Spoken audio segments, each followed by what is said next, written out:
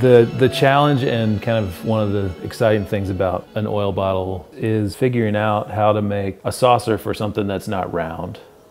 So again, I am starting with a short-walled cylinder without a bottom, opening the clay to the wheel head and pulling it out, trying to keep water off of the bat as much as possible to keep the clay from separating, and trying to keep the cylinder short until I get it to the width that I want. And with this one, I'm not exactly sure yet until I get it to the body of the bottle itself, how big this needs to be. So I want to just err on the side of being too big, too large, and I probably won't end up using all of this, but I'll have plenty of wall to build this trivet with. So this is definitely big enough. So I'm just gonna raise this up a little bit. So I started with about 1 pound of clay for this, and I want to make it, in the vicinity of an inch, inch and a half tall. And the way this is going to be assembled is it's going to be altered to fit the shape of the bottle, and then I'm going to flip it over and attach a slab to the top. So it's a saucer, but it also is a bit of a pedestal for the piece. It gives the piece a place to live in the kitchen. So again, I want to just clean up these edges if there's any extra clay, and I want to leave a cross section that's slightly flared at the bottom, which is going to make for a little extra surface area to attach the slab when the time comes for that. And then I'm going to cut this free from the wheel with the fettling knife as the wheel turns, and on to assemble. As I mentioned at the wheel, this is also going to have a trivet that's also kind of a pedestal. And so here is the ring that was thrown for that. And basically what I want to do is make this trivet that fits the piece. So I'm going to basically make this about 1 inch wider all the way around than the bottle itself. Follow the diamond shape.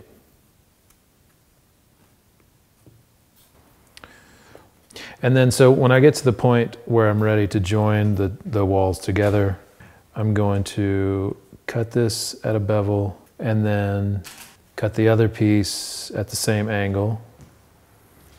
So one is going to overlap the other. And then score and slip these and join together.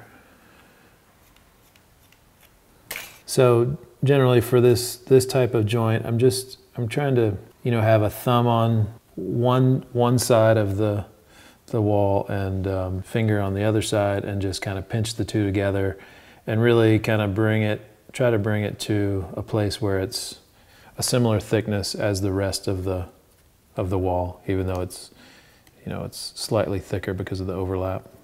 Okay, so I'm just going to put this aside and do a little detailing here. So again, making some corners that relate to the bottle. And so when this is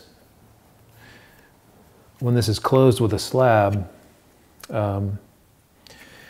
this part is actually going to be the foot, and what's now the bottom is going to be the top. So it's going to be inverted. Just that edge from where it was cut from the wheel just makes a nice surface to attach the slab to. So and then there's a nicely sort of smooth and thrown edge that will be the visible part on the bottom. So now I'm going to set this aside and wait for it to stiffen up to leather hard, and then attach a slab for the top. So this is the leather hard trivet, the wall of the trivet. And so the next thing that's going to happen is a slab is going to be attached to the top, and I'm actually going to use the bottle itself to press into it. So the bottle actually sits down inside here slightly, And so to keep the seat of the trivet flat, I'm gonna put a little piece of this foam inside. So the slab can kind of only go so far, and so it'll stay flat. So I'm just gonna basically fill up as much of the inside of this as I can with the foam, just so it's sure to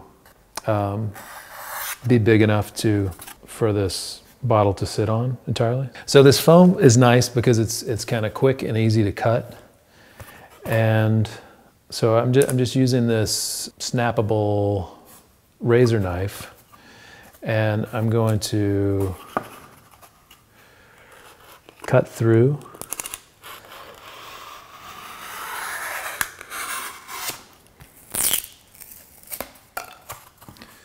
And just cut out this diamond shape. And you can either cut all the way through or cut part of the way, just kind of score it, and then the rest of it will snap off.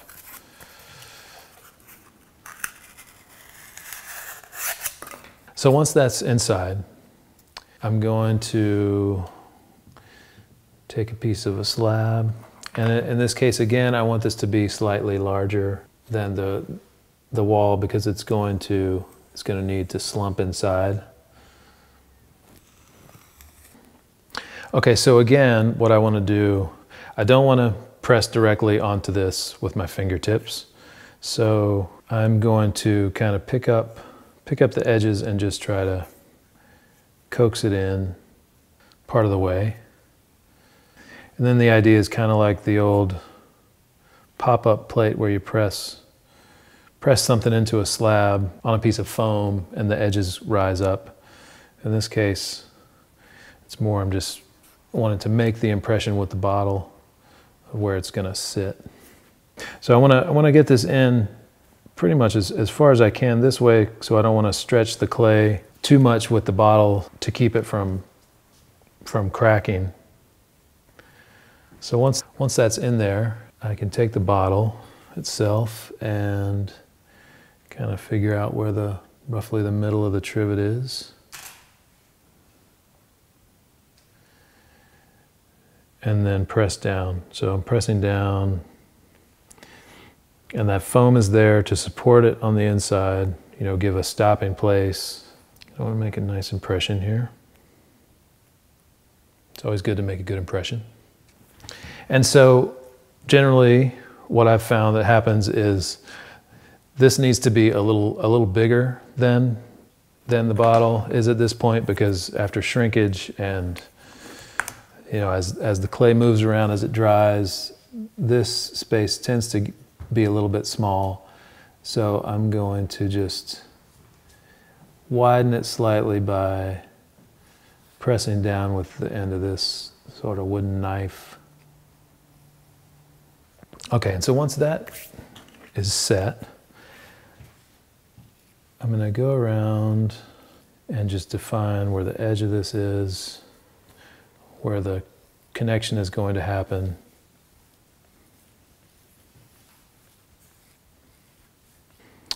And then I want to flip it over. And because the parts haven't been scored yet, so it's not actually attached. There's a little some stretch marks inside from stretching the clay, and I'm just going to seal those up first. Slip and score.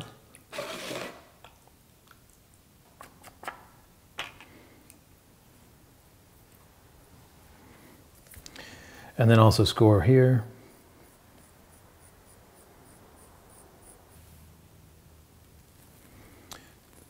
And realign the two. And then flip it back over. And I'm going to leave the foam in here so it has some support also as it dries. So it will stay flat and not, so that part of the slab won't sag as it hangs there. And then go back around with the rib and really, put some pressure on here to make the attachment. And then cut the excess clay away from here. Let's see.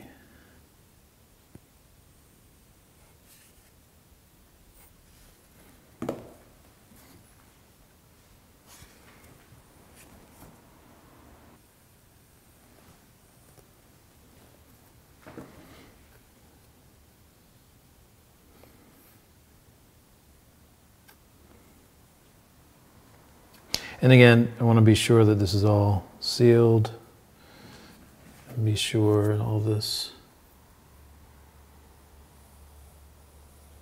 extra clay is cut away. And again, I'm just going to go around with this rib and